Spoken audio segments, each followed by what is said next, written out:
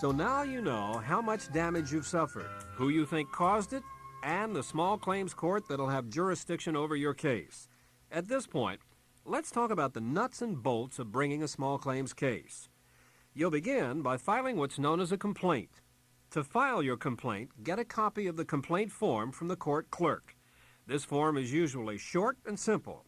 It calls for your name and address, that of the defendant or defendants, the amount you claim, and a short statement of why you claim it.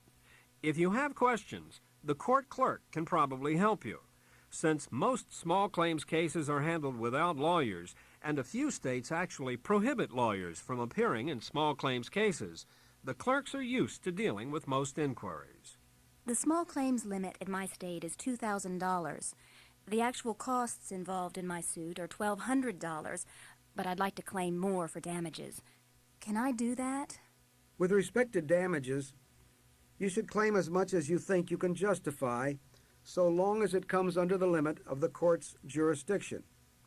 If your loss is $3,000, but the court limit is $2,500, and you've decided to go to small claims anyway, your complaint should say you claim $2,500, not $3,000. If you put down the larger amount, your claim may be rejected, and you'll have to refile. Also, if you claim an exorbitant amount over the actual costs involved, you risk damaging your credibility with the judge. As I mentioned earlier, deciding how much to claim is important, and something it's usually worth seeking legal advice about if you're really in doubt. Professional advice won't cost you much, but it could help quite a bit. Even if it just backs up your own calculations, the extra confidence you'll gain is probably worth the money. My story is pretty involved. Will I have room on the claim to explain everything? No, you won't. Your statement of the basis for your claim will have to be brief, since there probably isn't room on the form for more than a couple of sentences. This isn't the place to make a long explanation anyway, so don't use more than the space allotted. The practice of reducing a statement of your case to 1 or 2 sentences is likely to be a very useful exercise. Any judge would love it if every plaintiff we heard started with a 2-sentence explanation of what was wanted and why the person feels entitled to it. Judge Wapner, it's been almost a year since my automobile accident, and I've just now found witnesses who'll back up my story. Is it too late to sue? Every state has limits on the length of time during which you may file a lawsuit after a claim arises. The limit is often 1 year, seldom less, and in some cases maybe as much as 4 years. If you wait too long and the limit expires, your claim may be dismissed. Generally speaking, the sooner you file, the stronger your case looks, as long as you have tried adequately to settle it. To avoid wasting your time by filing a claim that's too old, check with an attorney who can tell you the statute of limitations for your type of case. A basic part of any lawsuit is seeing that the defendant knows about the case and has a chance to defend himself. The process of notifying the defendant is called service of process. There are generally 2 ways to serve the defendant. One is to serve the defendant by mail. Usually the clerk will send the papers by certified mail, return receipt requested. You pay the postage in addition to a modest filing fee. If this doesn't work, a sheriff or marshal may have to serve the papers in person, or you may be able to pay a private process server to do this. The fee may run about $20. Some states allow any adult who isn't a party to the lawsuit to serve the papers. This can save you money if you can find a friend to do it. You aren't allowed to serve the papers yourself.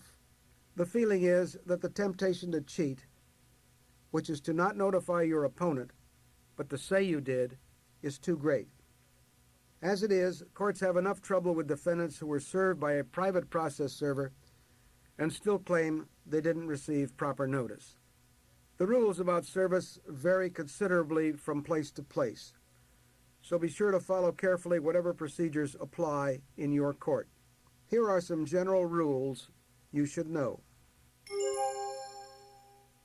You must serve the defendant a certain number of days before your trial is to be held.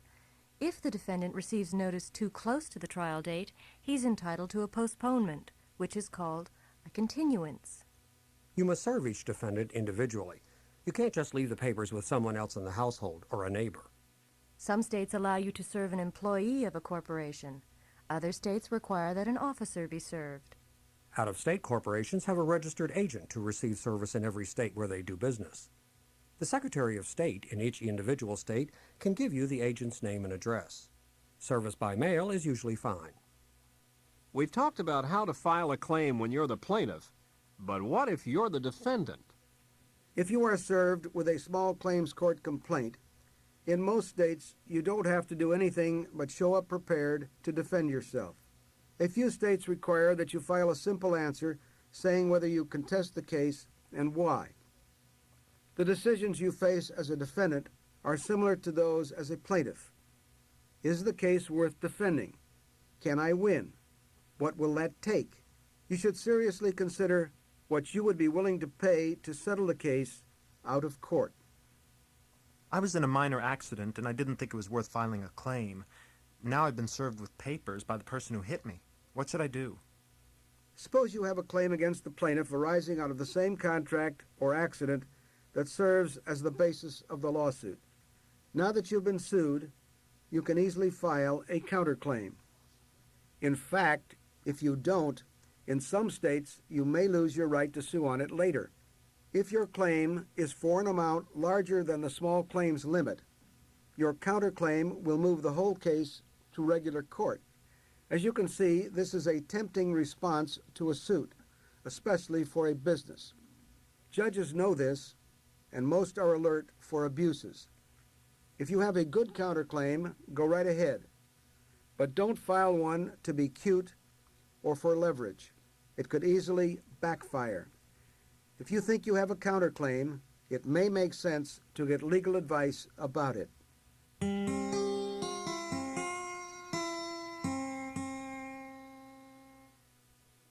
The two parts of preparing your case are collecting your evidence and planning your presentation. By this point, you have a pretty good idea what evidence you need to prove your claim. There are several types of evidence, including documents, witnesses, and your own statements.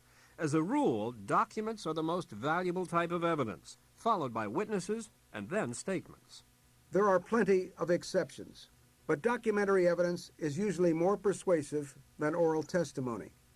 Since most cases aren't complicated, I don't need to say too much about evidence, but let me run over the list quickly.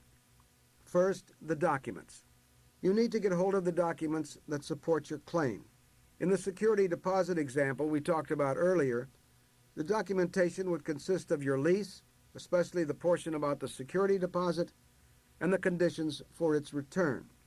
Your letters to the building owner demanding the return of your deposit and your notes about phone calls you made are also documentary evidence. If you need documents that the other party or some third party won't give you, you may be able to get a subpoena for them, although this is unusual in small claims court cases. Ask the court clerk for details. A second type of evidence is witness testimony. If you have a witness or two who can back up your side of a disputed fact, by all means use him. Someone else's sworn testimony is often more persuasive than your own, all other things being equal. Your testimony plus another person's is much better than your word against the defendant's. Be sure your story and your witness's testimony conform to one another, or at least that they don't contradict each other in any important way. It's okay to rehearse testimony as long as it's truthful. I have a witness, but she's unwilling to come forward because she works for the company I'm suing, and she doesn't want to lose her job. What should I do?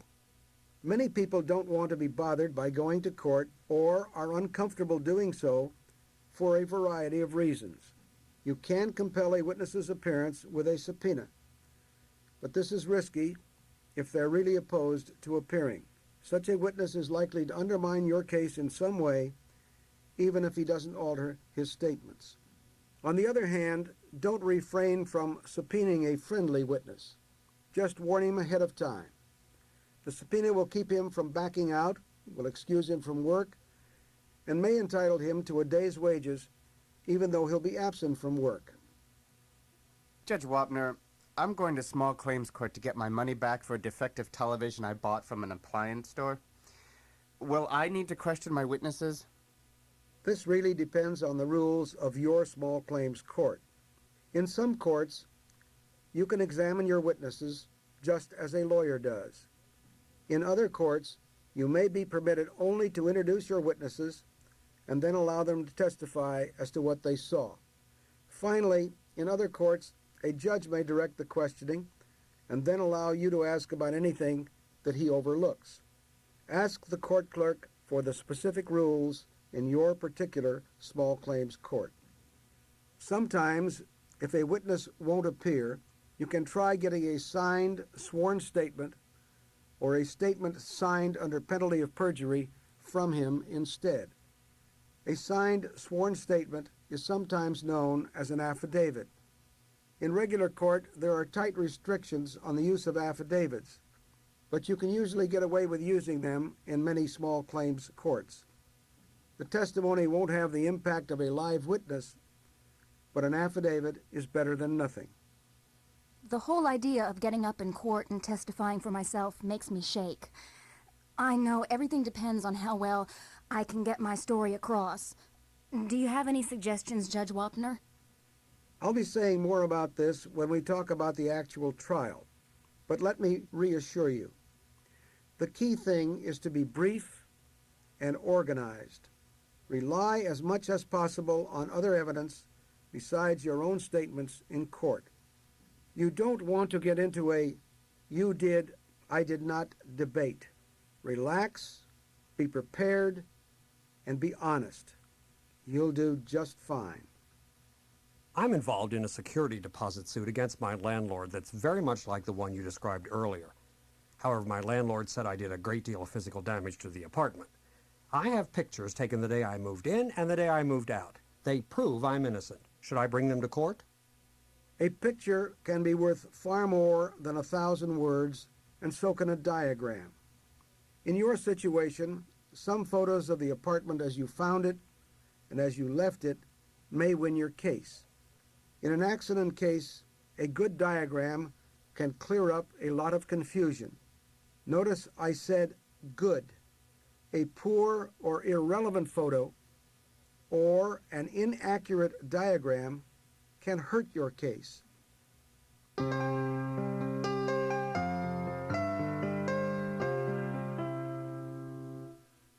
Now, Judge Wapner wants to focus on how you should plan your presentation.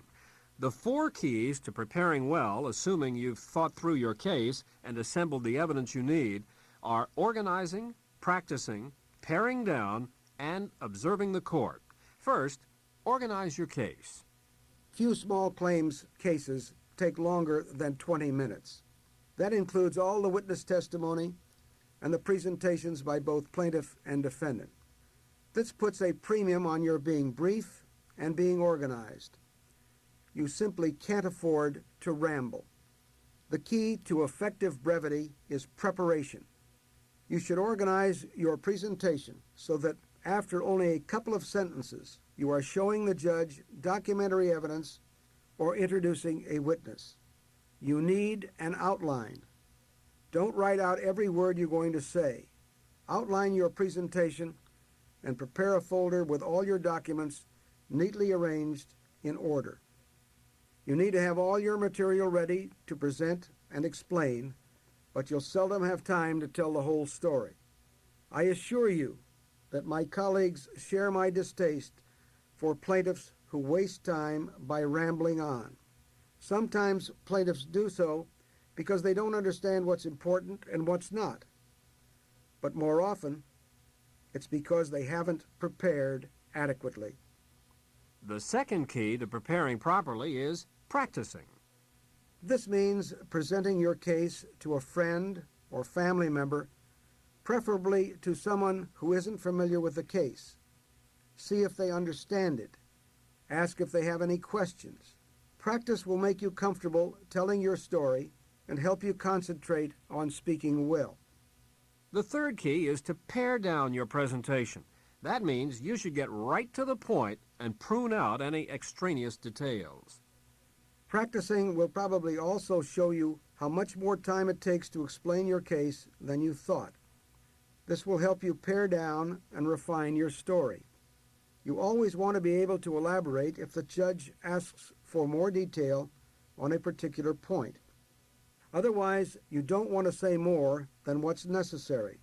Everybody's time is limited. Experienced advocates and experienced salespeople both know when to stop talking. The fourth key to an effective small claims experience is to observe. I suggest that you should observe the small claims court you'll be in before the day your case is scheduled. You'll enjoy it, I suspect, and I know that you will learn a lot. At the very least, you'll know where the building is, where the courtroom is, and what the formalities are like. If you're fortunate enough to know which judge you'll have, you can observe his particular style. Some judges are active. They take charge and ask many questions. Others are passive and let the litigants tell their stories, however ineffectively. Your presentation is sure to be enhanced by observing the mistakes of others and the style of the judge. After all your preparation and anticipation, your actual court appearance is apt to be somewhat of a letdown. This is especially true if your opponent gives up and makes an acceptable settlement offer just prior to trial. This frequently happens with business defendants. If your case is a good one and you're fully prepared, you are bound to be disappointed if you don't get to present your case. But if you get an offer you can't refuse, there's nothing to do but accept it and get your money on the spot, or have your opponent give you a written settlement note. A signed statement setting forth the agreement between you and your opponent is something you can sue on separately to collect. You don't have to prove your original case. The statement should provide that in the case of default, your opponent will pay your collection expenses.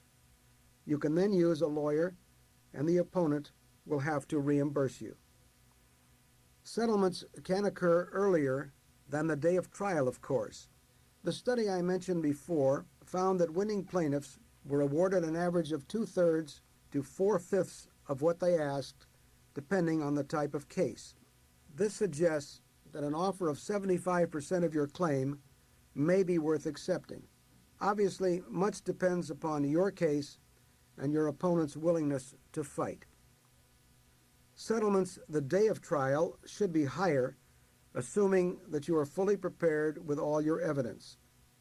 Remember that collecting your money is half the battle. So if your opponent will pay on the spot, that should be worth quite a bit. I'd done everything you suggested, Judge Wapner, and then the person I was suing never bothered showing up. Now what? Nearly half of all cases end with the plaintiff winning because the defendant didn't show up. This is always a disappointment if you're well prepared. Forfeits aren't much fun. As I mentioned earlier, default judgments are also less likely to be collected, but this isn't because they're less valid.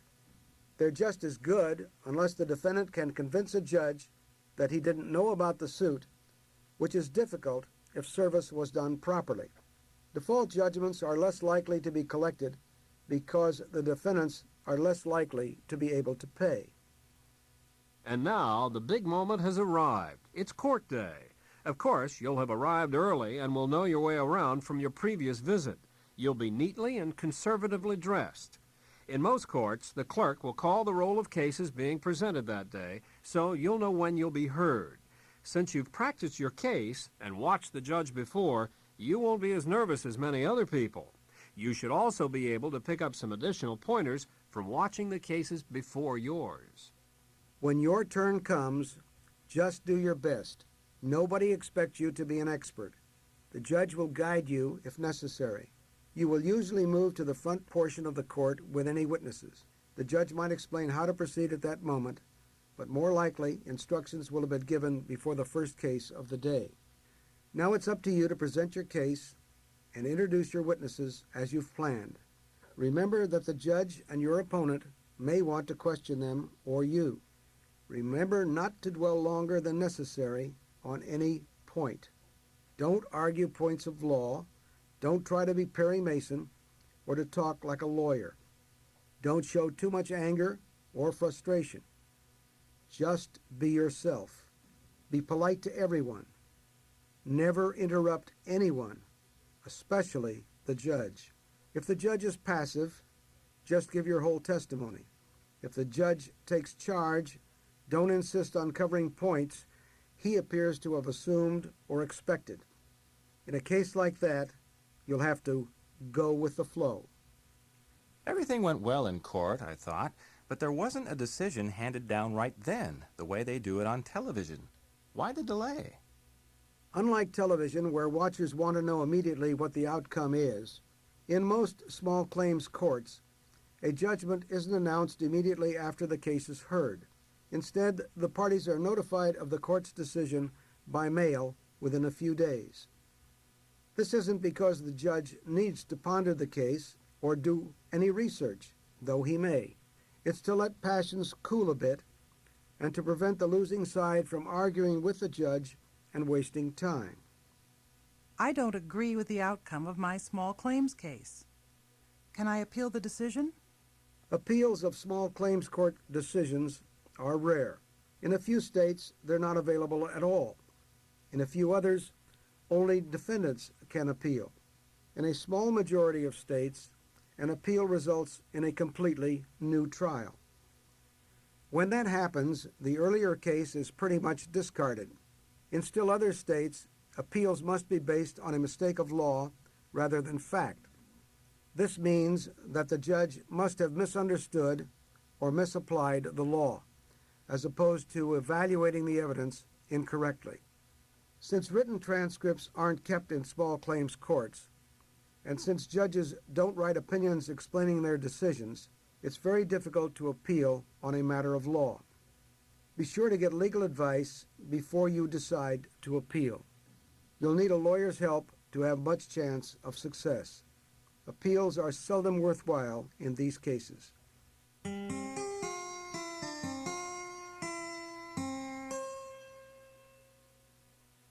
Let's assume you win your case and are awarded everything you asked for. Now you have to collect your money. If you've done your research properly, your opponent, who's now called a judgment debtor, is required to pay. If the judgment debtor can't pay, you probably shouldn't have bothered suing. If you aren't sure, you didn't do enough homework. But you aren't necessarily out of luck. Your judgment should be good for 5 to 10 years and may be renewed for a like period. So unless the debtor declares bankruptcy, you may be able to collect later, even if he has nothing now. Unless you know your judgment debtor won't cooperate, allow a few days after the judgment, assuming it was rendered by mail, to satisfy it voluntarily. You may get a quick check in the mail. More likely, however, you'll need to write a polite but firm letter asking for payment by a certain date. Indicate that you will undertake collection action if you aren't paid by the date, and advise the defendant that in addition to the amount the judge awarded, the law entitles you to be reimbursed by the defendant for any costs in collecting the judgment. This will often be enough to persuade the defendant to pay you if he has the money. The response I received from my letter demanding payment was that the judgment debtor wanted to make installment payments. He's just starting out in business and doesn't have a lot of cash. Should I agree to this? It's not that unusual to get a request for installment payments. In some places, judgment debtors can get the judge to order installment payments. This slows down your getting the money, but usually makes it easier to collect later if the debtor defaults. If nothing works, your next step in collecting your money depends on whether you know of any assets the judgment debtor has. If you do, go to the court clerk, ask to have judgment entered, and then serve notice of entry of the judgment on your opponent. Once this is served, you may obtain a writ of execution. This is an order by the judge to the sheriff or marshal to seize the debtor's property to satisfy the judgment. You will pay a fee, like all collection costs should be added to what the debtor owes you. Then you file a form with the sheriff identifying the property to be seized. You will have to pay another fee at that time. As is so often true, local procedures vary, and not all property can be seized. You can have bank accounts, cars, and other property seized. You can file a lien against real estate. This will usually work if the property is mortgaged, and it prevents the property from being sold if your debt is not settled. You can also garnish wages, which means that you get a percentage of the debtor's paycheck paid directly by his employer. But there are percentage limits on garnishments, and if a person's pay is too low, it may all be exempt. Let's say you decide to garnish the defendant's wages since his pay is not too low. The sheriff or marshal will serve the defendant's employer with the writ of execution. The employer will then withhold the prescribed amount from the defendant's regular paycheck. This amount is usually up to 25% of the defendant's wages. The employer will then pay it to the marshal, who in turn will give it to you. This would continue until the judgment is fully paid off. I have no idea what assets my judgment debtor has. How can I find out? You can bring the person into court with an order for examination of assets. The name varies from state to state, as do the exact procedures. This is a cumbersome process, but it can be effective. If the debtor doesn't show up after proper service, he will be subject to arrest. You, your lawyer, or the judge will question the debtor about his assets, which are then subject to seizure until the judgment is satisfied. If you follow the procedures in this tape, you will be giving yourself the winning edge in small claims court. Remember, the information we've presented in this program is very general and is no way intended to be a substitute for advice from an attorney. If you don't have legal counsel and feel you need advice, you may want to listen to the tape on You and Your Lawyer. It will give you assistance in selecting and working with an attorney.